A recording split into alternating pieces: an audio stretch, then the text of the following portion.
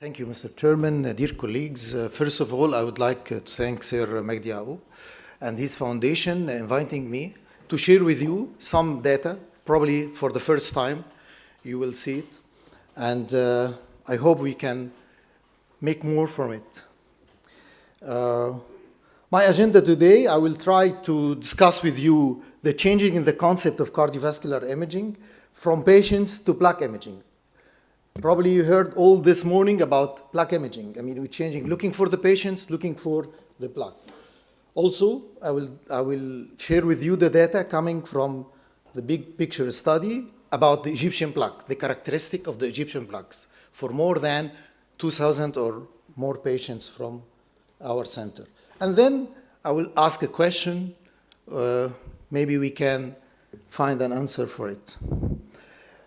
Probably the pathology for the atherosclerosis is well known, starting from the adaptive intimal thickening to intimal exanthoma, intimal thickening pathological, fibroatheroma, thin cap fibroatheroma. All of us now know that.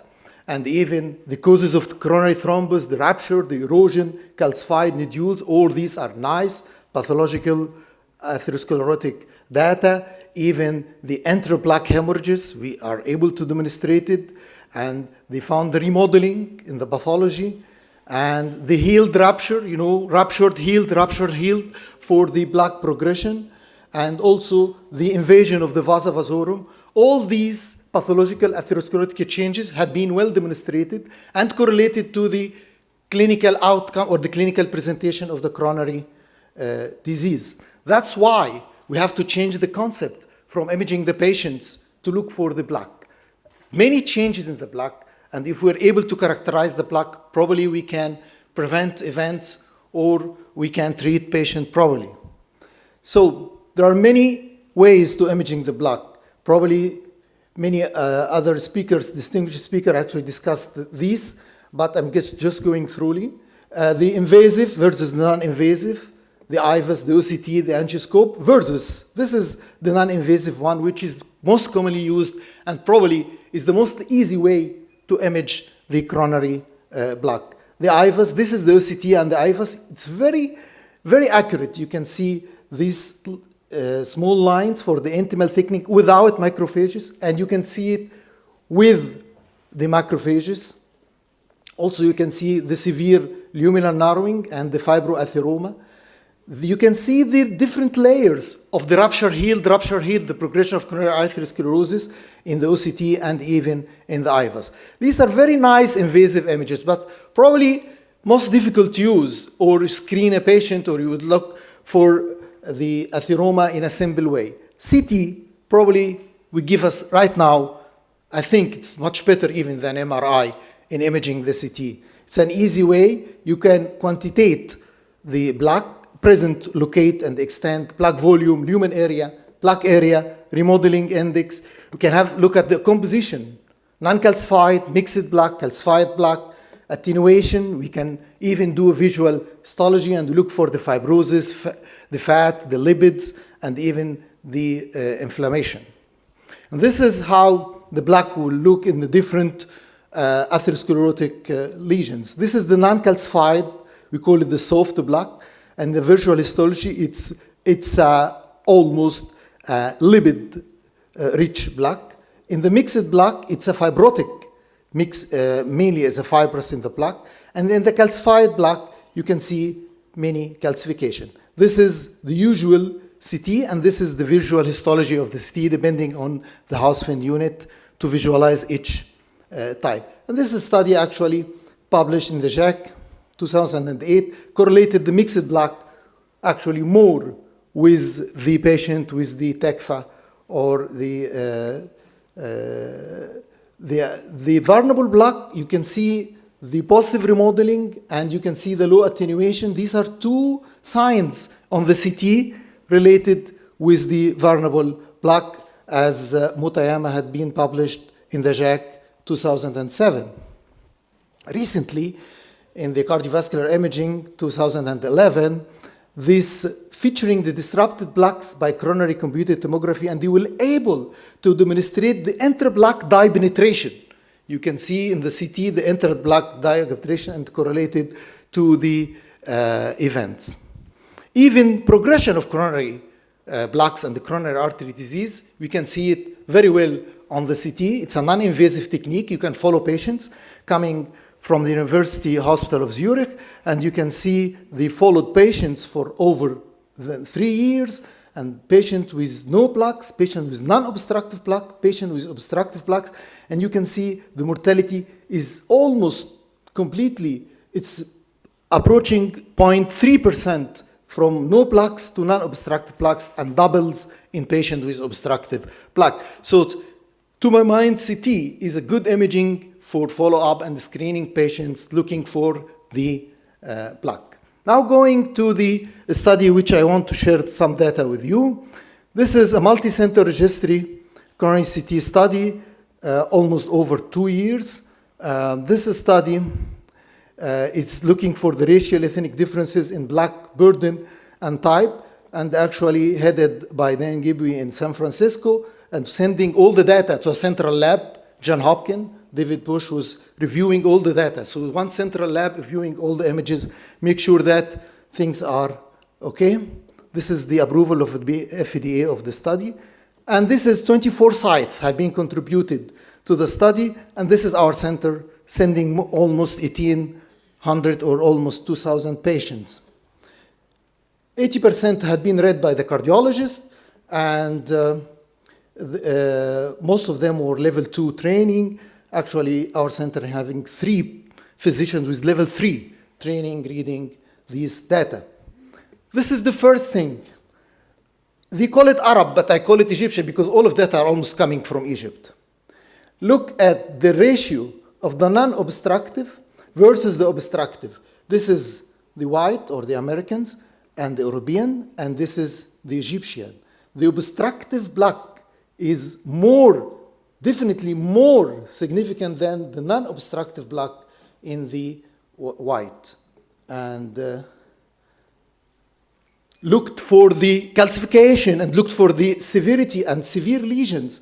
If we looked for the severe lesions and the occluded lesions, more lesion coming from our centers, more occluded lesion, more severe stenosis coming from our center in compared to all other centers. And if we looked for the type, the characteristic of the plaque, we can find non-calcified plaque more in our center, more in our patients, versus calcified plaque in all other patients in this study.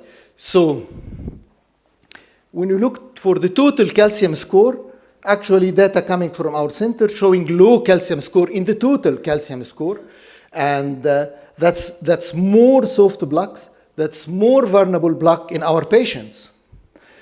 And actually this has been published in an abstract in the American Heart, and the mainly Egyptian, as I said, we're having more severe obstructive disease, more non-calcified plaque, odd ratio 3.8 versus the non-Egyptian. And we were looking for what's the differences in these, our patients from the other patients. And actually, we did not find too much difference regarding the age, male to female ratio. Even the body mass index is very close to the middle. Our patients having the same average body mass index like the other patients. So we are not more obese than the others. And actually, looking for diabetic versus non-diabetic, this is another abstract coming from this study, actually in the last ACC, and we found more plaques in the diabetic, but no difference in the character of diabetes versus diabetes in our patient versus the other patients. Looking for treatment, this is the way we had been treating our patients in our center, and this is the way the other centers had been treating, almost the same. I mean, there is no other medical treatment for most of our patients, medical treatment for outside. There is no difference between our patients in the management of these patients and the patients outside Egypt. The good news is that patients from our center, actually, they have been images with low dose of radiation because we had been using prospective gating study and a higher detected images. Let me review some images coming from our center so I can give you an impression what's going on. This is non-obstructive calcified plaque, and this is the visual histology of this patient. The outside, this is the lumen, and you can see the colors for the blue color for the lipid, the red for the fibrosis, and the yellow for the calcium. You can see there is some calcium, non-obstructive plaque, and you can go progression from the left main. This is from the left main or through the lead. You can see, even you can see, if you can say this is a normal left main, it's not a normal left main. There is some plaque here. It's non-obstructive, but there is some atherosclerosis in the left main. If you go down, as you go down at the bifurcation site, you can see it's the most site for the shear stress and the atheroma. This is at the end of the lead. This is another lesion with obstructive plaque. This is the left main of this patient, some calcium, some lipids and fibrosis in the left main. It looks very nice here, and you can see it's normal, but there is some atherosclerosis. And now if you're going down, this is the most tight lesion, the mixed plaque, a lot of fat, necrosis, a little fibrosis, and some calcium specks. This is a very dangerous plaque and obstructive lesion. This is below the site of the lesion. You can see this is the typical mixed plaque. Calcium, fat, fibrosis, this is the typical what we call a mixed plaque. And this is at the end of the artery downstairs. Now going for the last part of my agenda, the question I want to ask you, what's the definition of a normal coronary artery? This is a patient with a normal coronary artery. This is RCA. A normal coronary artery, probably in the angio will be the same. This is the CT, and this is the visual histology of this patient. When I start to look for I found some fat, I found some fibrosis, even I found some calcium, specks of calcium. It's non-obstructive, but there is atherosclerosis. Atherosclerosis is there.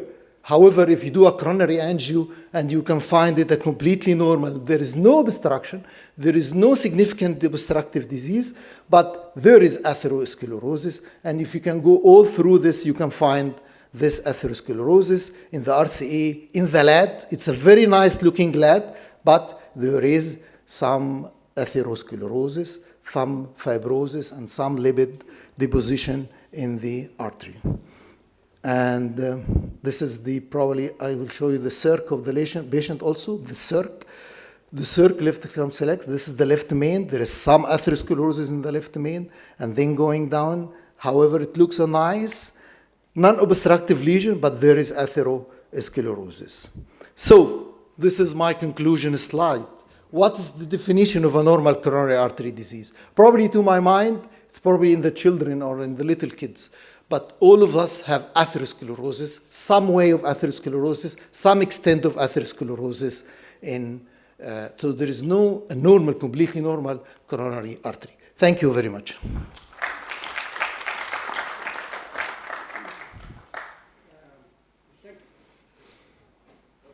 Thank you very much, Professor Magdy, for this very interesting data that you've presented. I would like first to ask him, all right, go ahead, please. Go ahead.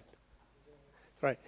You are, as an expert and skilled and reference in cardiac imaging, is there any way that imaging can predict the technical difficulties the interventionists might face during intervention? I mean, I'm particularly addressing the calcification in particular. Probably in the CTO, I mean the patient with CTO, I can guide the guy who is trying to do angioplasty for a patient with a chronic total occlusion. I can show where is the lumen, where is the distal lumen, how it looks like. We are doing some of this in our center.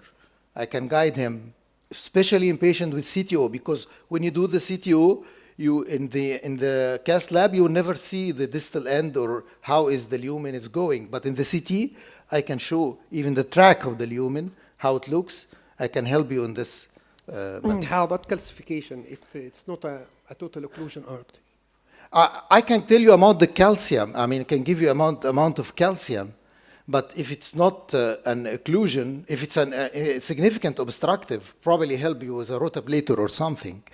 But if it's not an obstructive, it's a stable plaque. You will not do anything for it. Okay, please. Composition other than calcium, how you validate the fibrous cap, and have you been validated all of this?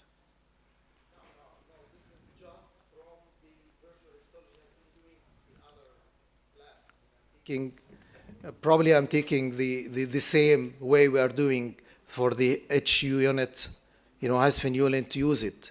But I'm not do it in, I did not verify it. But the thing you're using has been validated extensively. Is there data about it? I mean, we know the calcium for years. I know that. But for the other things like lipid pool, fibrous, etc. Yeah, but there is some data. There is some data. I know what you're saying. There's some data, but I'm trying to compare our data with the same way.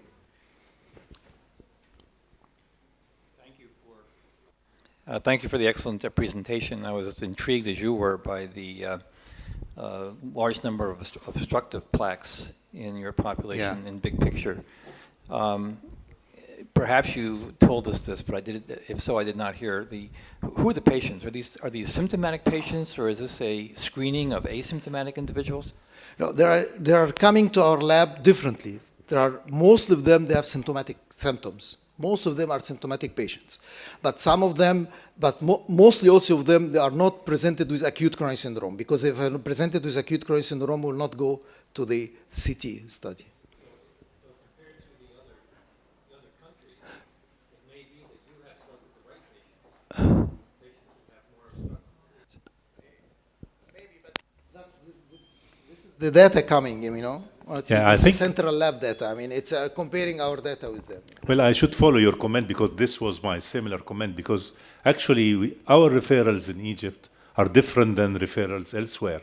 Sometimes in some centers the referrals are for screening, just for screening, for calcium scoring, and or intermediate risks and things like that. We have different attitudes for referring patients.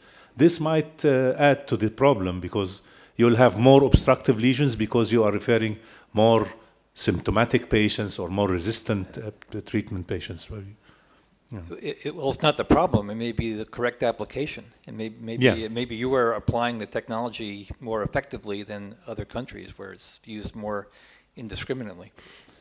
Yeah, and this will also study the inclusion criteria or appropriateness for referral. And your data shows, as you said, that the center is following the right way, because it's getting more and more obstructions. The way the study was being done, just every patient's coming, you send every patient's coming to your lab, every patient's coming to the lab, and every patient coming to the other labs, to the center lab, and that's the case. I mean. Yeah, Dr.